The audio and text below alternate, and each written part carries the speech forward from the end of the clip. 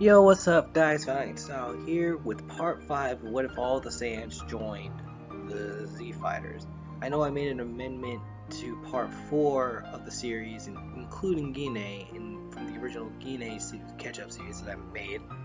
And again, the majority of this inspiration did come from MasakoX's videos of his what ifs of these individual characters. So if you would like to know a bit more about that, I definitely will have those in the description below, as well as a point of reference in how I even remotely got these.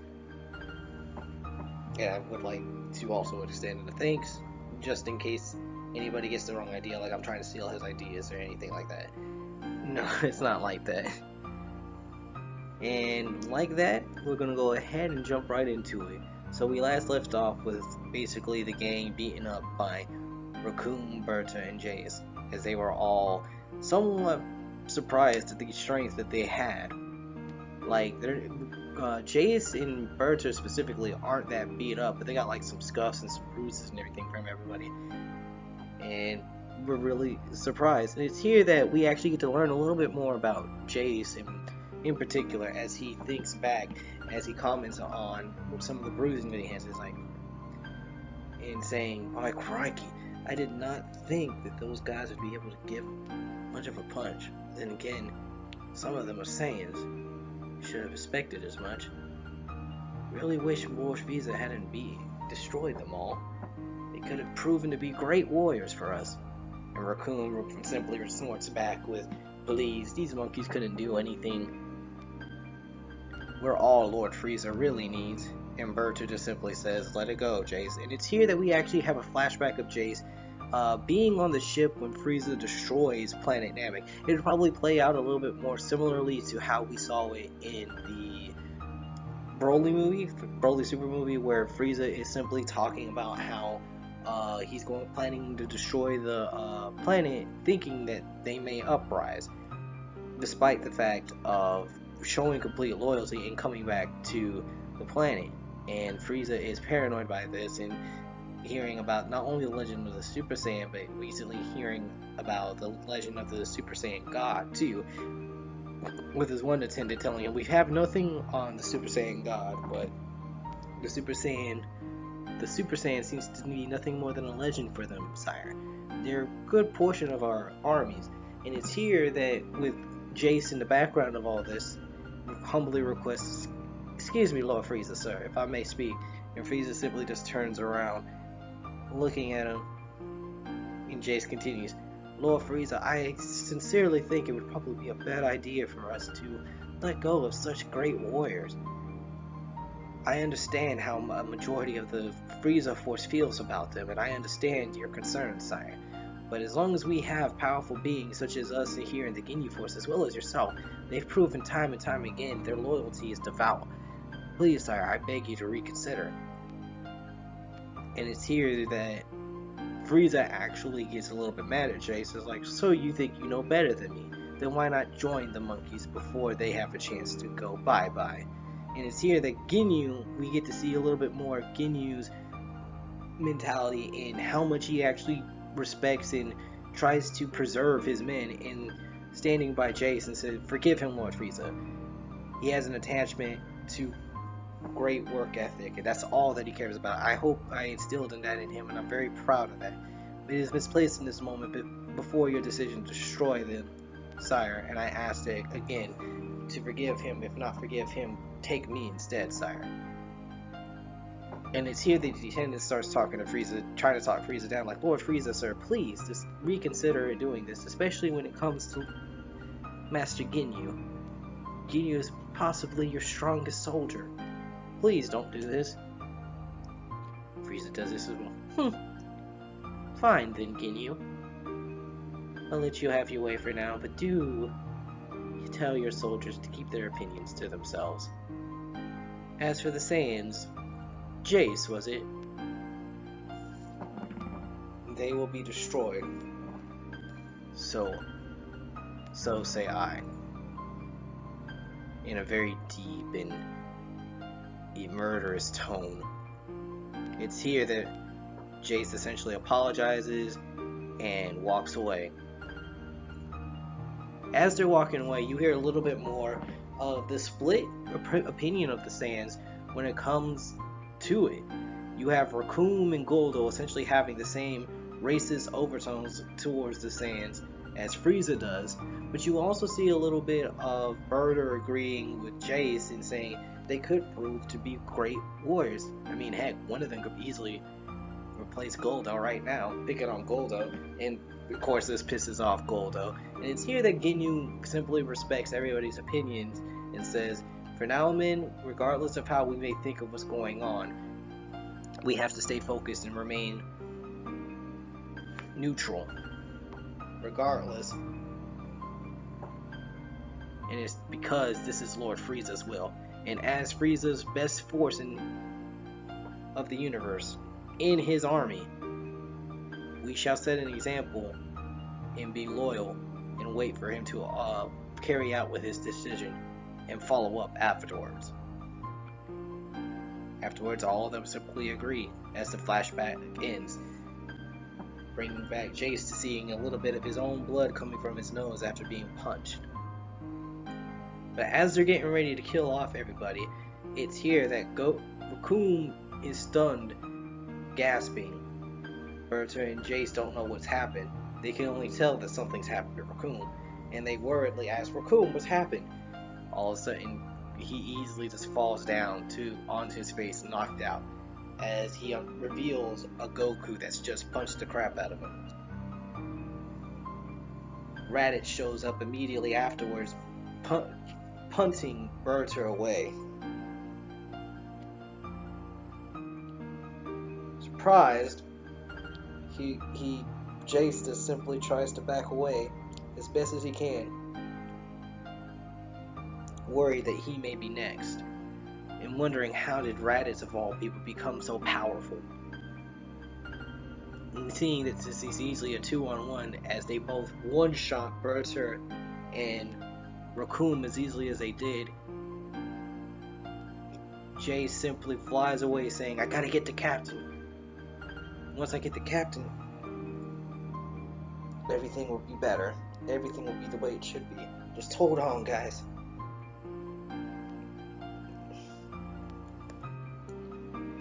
Raditz is actually getting ready to blast away Burter, but Goku stops him and saying, no, we've had enough time to talk about this. This isn't the right thing to do.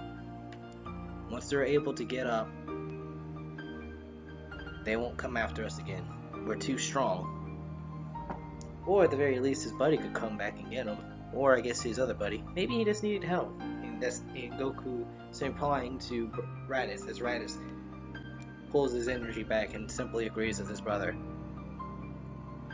As they pass out sensu beans, immediately Vegeta pours out, before he can get a sensu bean, pours out the last bit of his own energy in crushing Burter's neck and destroying all of Raccoon, and then taking up the sensu bean as he sits there panting, Raditz being the one that was giving it to him in the first place. Goku looking on, you didn't have to kill them. Vegeta saying, you don't understand the way Frieza's forces work, do you, Kakarot? It's kill or be killed. That's the end of this story. There is no reason in any way, shape, or form that they should be allowed to live. From there, we move on into Jeice actually running into Captain Ginyu as he was on his way back to the battlefield. Ginyu looking surprised at Jeice fleeing, like, Jeice, what has happened? They're all dead, sir. They're all dead. Ginyu immediately asks for a report and asking what's happened. Jeice does his best to collect his thoughts as well as give a proper soldier report, and essentially saying they had them beat after Goldo passed away, but two new warriors that apparently sided with them, one of them, surprisingly looking Raditz, was able to take out Burter and Raccoon, leaving him to be the only one left. Seeing as a tactical retreat would be the best thing in order to grab the captain to bring back, he decided to head off. Ginyu gets a little bit mad at saying that you left your comrades behind to save yourself. Jeice was like, no, they should still be alive. Burter at least. Goku was knocked out cold. I'm not too sure what I could have done, sir, outside of maybe die. Ginyu is reluctant, but says, no, if that's truly your gut intuition, it was the right choice. Take me to them now, and we'll go ahead and settle this matter, as well as figure out what the last Dragon Ball is for Lord Frieza, while Lord Frieza also is collecting information on his own, which surprises the hell out of Jeice, when all of a sudden, Goku and the gang all appear in front of Jeice and Captain Ginyu. Tattered and broken, Vegeta decides to go head over to Frieza's ship, thinking that he can now not only take on Frieza, but needs a change of clothes. It simply looks to Gohan, Krillin, and Yamcha and saying, you three would only be in the way. Follow me.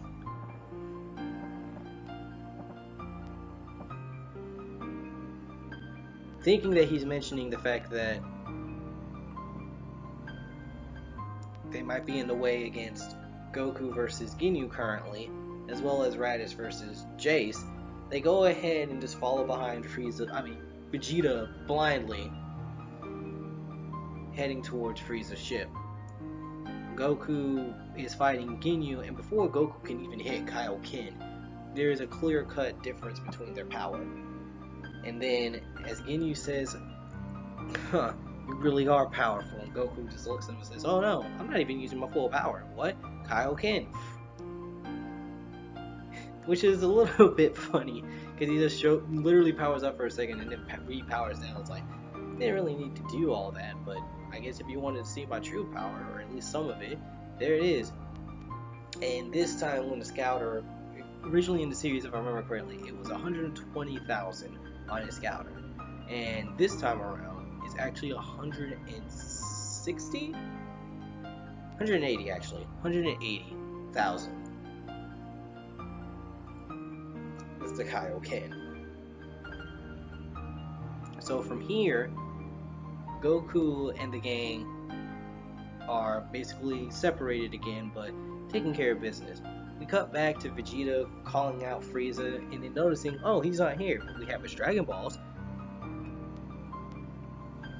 Gohan immediately asks Vegeta what they're planning to do here, and Vegeta replies, I believe I've finally done it and achieved the legend of the Super Saiyan and was going to finally defeat Frieza before getting my fulfilling wish.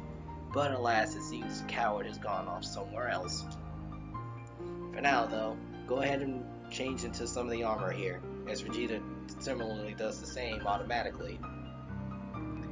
After finishing up gathering up the armor, it's then that Gohan decides, okay, so we need the last Dragon Ball, we know it's here on the ship. Yeah, while you guys go look for it, I'm gonna go head over to Bulma and grab the final Dragon Ball and be back.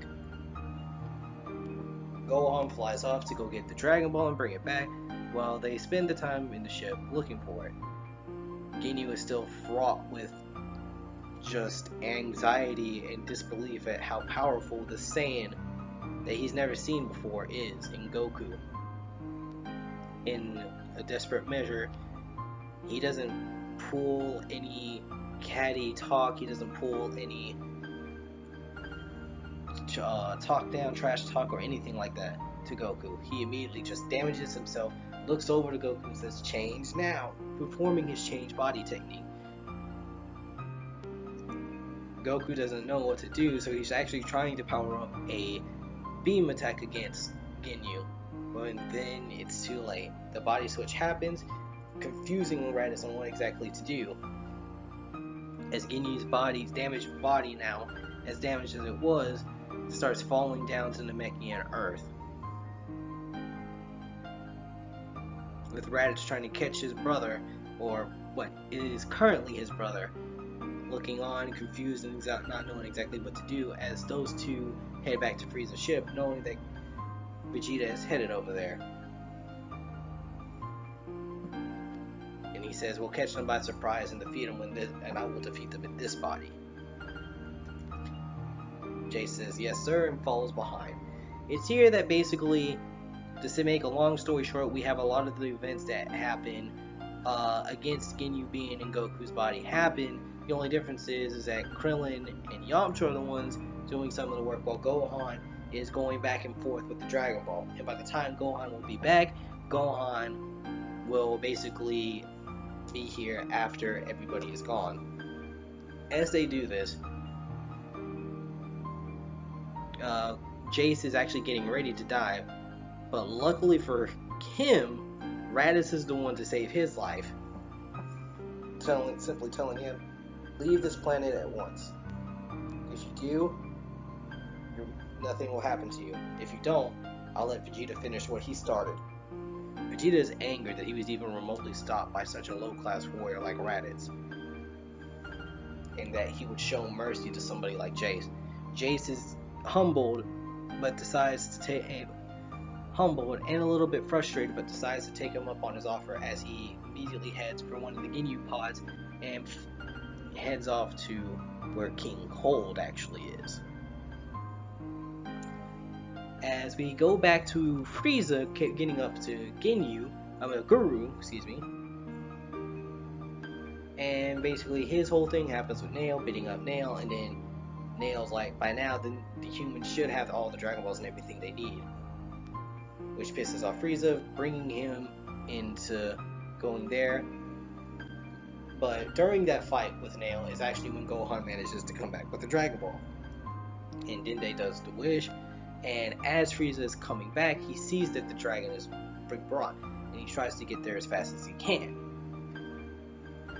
In the first wish, while Vegeta naps and Goku is currently in the healing chamber after everything, everybody wishes for Piccolo to be brought back to life and brought to planet Namek, which is the first two wishes. And before they could do the third wish, it is here that Guru decides to put in one last ditch effort, fearing Frieza's power after seeing how monstrous he was against Nail. And he reaches out to Raditz and Goku in their subconscious, while also reaching out to Piccolo before he arrives to Nail. It essentially says, with the last of my power, I beg of you, protect the planet, protect my people that remain here. That is all I ask.